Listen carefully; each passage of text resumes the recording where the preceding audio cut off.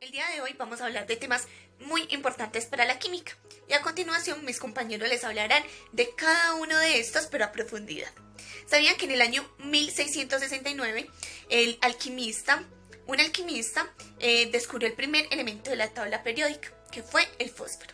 Asimismo, durante mucho tiempo fueron descubriendo nuevos elementos, los cuales surgió como esa necesidad de organizarlos, ya que estos estaban causando como algunos problemas.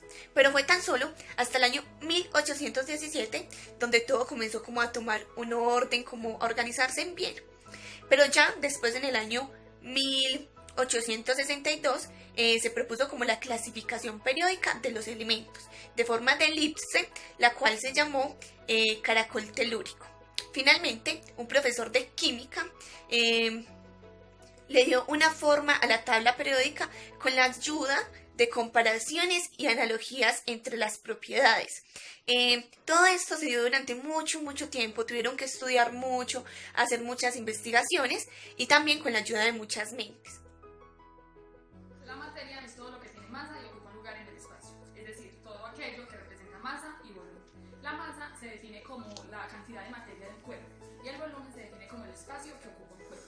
Los estados de agregación de la materia son sólido, líquido y gaseoso. En estado sólido tiene forma y volumen definidos y no cambian, como por ejemplo una piedra, un pedazo de hierro o un hielo. El estado líquido tiene volumen constante y la forma se adapta al recipiente que lo contiene, por ejemplo agua, alcohol o gasolina. Y el estado gaseoso no tiene forma ni volumen constante cuando está dentro de un recipiente tiende a ocupar el espacio y cuando sale de este se expande, por ejemplo el oxígeno y el helio. La materia también se clasifica en sustancias puras y mezclas, y de esto hablaremos a continuación. Hola muchachos, el día de hoy nos hemos planteado un gran interrogante. ¿Por qué existe la tabla periódica? Para responder a esa inquietud, lo primero que debemos de tener claro es que la materia se compone de átomos y esos átomos a su vez tienen unas características muy específicas. Gracias a esas características podemos dividir la materia en dos grandes grupos. Uno es las sustancias puras y el otro serán las mezclas. Vamos entonces a hablar de lo que son las sustancias puras. Las sustancias puras tienen una composición química específica y unas características físicas muy definidas, por lo que no se puede hacer una separación por método físico. Y las sustancias puras a su vez se van a dividir en dos grandes grupos.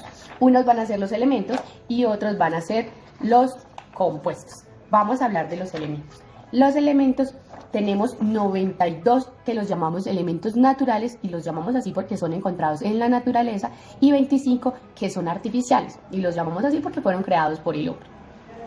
Estos elementos entonces van a ser representados en la tabla periódica con un símbolo químico. Estos símbolos químicos normalmente van a responder al nombre de su elemento. Carbono vamos a tener una C mayúscula, hidrógeno vamos a tener una H mayúscula, pero también van a haber casos en los que va a tener una letra mayúscula y una letra minúscula, como es el ejemplo del níquel, y van a haber otros que no van a responder a su nombre en el español, sino a su nombre en el latín, como nos sucede con el oro, que su representación es A mayúscula, U minúscula, y es porque vienen del latín arum.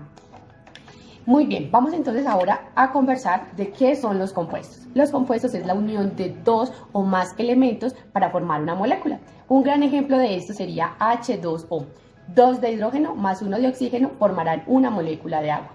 Una sustancia pura sería el hidrógeno, una sustancia pura sería el oxígeno y junticas formarían un compuesto.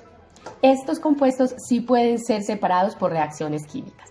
Muy bien, vamos a hablar entonces de mezclas. Las mezclas es la unión de dos o más sustancias que se unen y vamos a aprender a diferenciarlas.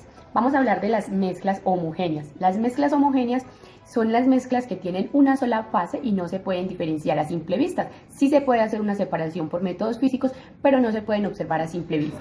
Lo que nos ocurre con el café. El café no lo podemos diferenciar dónde está el café, dónde está el agua y dónde está el azúcar. Esto sería una mezcla homogénea. Y las mezclas heterogéneas serían, por el contrario, de las mezclas homogéneas. Las heterogéneas podemos ver que todos sus componentes los podemos diferenciar. Yo puedo diferenciar el tomate, puedo diferenciar la zanahoria, puedo diferenciar el repollo, pero cuando los unimos va a ser una mezcla. Tiene diferentes fases y se pueden observar a simple vista. Están formados por un núcleo y por unas partículas que todo el tiempo están alrededor de él y que se llaman electrones. Cada átomo tiene un número de otras partículas llamadas protones. Porque estas partículas se mantienen unidas y no se separan. Tienen mucha energía. ¿Y todos los átomos son iguales? No, Hay átomos que tienen más y menos electrones, protones y neutrones, y cada uno de ellos son muy diferentes entre sí. Para clasificar y estudiar a todos los átomos conocidos se les agrupa en una tabla que se conoce como la tabla periódica de los elementos. Aquí van a encontrar desde átomos muy conocidos como el oxígeno o el hidrógeno, hasta otros con nombres tan raros como el praseodimio o el voltamio. ¿Y qué significan los números y colores? El número es la cantidad de protones que tiene cada átomo en su núcleo y se llama número atómico. Los colores indican que algunos átomos se pueden agrupar por ciertas características y por sus propiedades. Tendremos un ejemplo.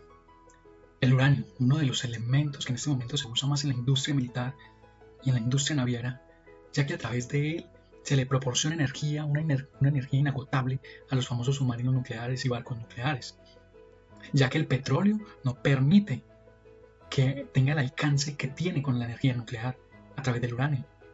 Entonces podemos ver que este elemento es importantísimo y es de nuestra vida diaria con el cual podemos tener información constantemente. Y vemos que la tabla periódica maneja los elementos desde los más conocidos hasta los más desconocidos y es algo con lo que nos encontramos a diario. Vemos hoy a través de esta pequeña síntesis que hicimos entre nuestras compañeras y yo para que tengamos un poquito más de luz acerca de lo que concluye la tabla periódica, lo que es la tabla periódica y su importancia para nuestras vidas. Saludos.